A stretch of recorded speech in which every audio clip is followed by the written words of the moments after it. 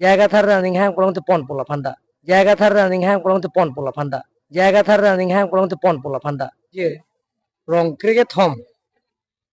arara tum da rong asara rong kriget thom arong asara tolo rong abasa pi pen jenglo amekar tum bangrum pet pen don pharo ke thom so se abang pubang pietum APSLC la pen Congress pen chi open tim kar biang long mate BJP party long claim ra pet nang pupini lang tum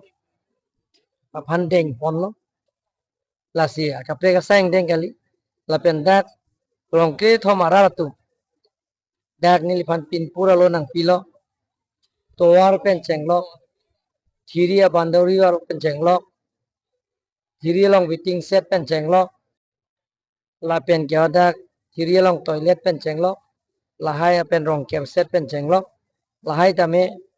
nili chak lo la ningkani siang bong skim kideng pon eje phansi pini ilining class sapen dai pon lo pen ban pen sai de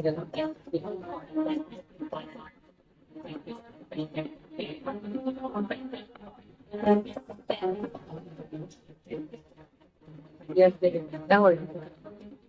riêng này rồi riêng lên rồi cái chỗ món là có bằng cả cái hàng ya tu tu free ben ini kan mereka yang apa mau nak baca itu ya mental yang kita dulu William bicu tu dulu hari ini kita dulu dan mereka juga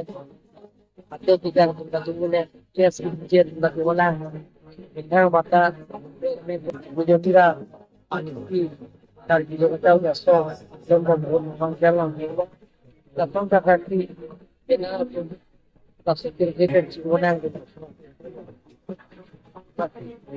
Mereka hanya mungkin seperti ini. Mereka hanya mungkin juga punya parti kita butuh hang nang ni. Ek private tu nang jing. La sosong jejong je pin pen. La so parti je pin pen. La so dorom je pin pen pun private tu itu masih hemprek. La so ting pen. Kita datang kami apari main yang apari macam kan ini tu program teron cenglo apari mana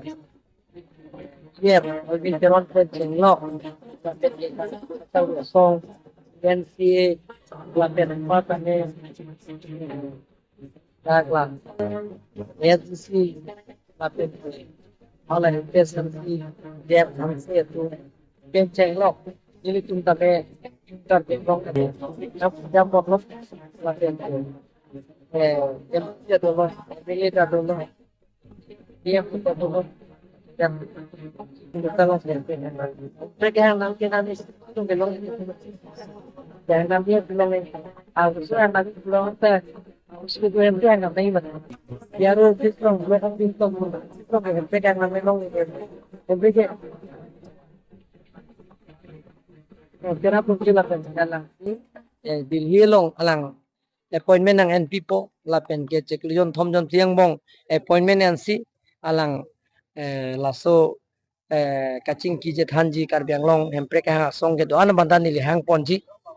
la mama ning hang hemprek ha song ke doan jong si jaga thar ning hang polong tu pon pola phanda jong si aning hang ujitimu tum kaskom tum dadolang kancaskom tum do KSA tum do karbiriso dorbar do song ke doan da hang pon po la si hemprek ke nang je karbiang long rar phan hemprek ke nang je karbiang long ri phar lage tuliram ronghan anwe si cerai de ji pal jagala la si hang rapet nang po la so party puche jong je datang po la so adhorom puche jong je datang po la so song je jong je datang po eklai vet si donang po oko hemprek amen pen politics pathinang ne hemprek nang ye hangi polong de lake nang PGL long si hang nam nang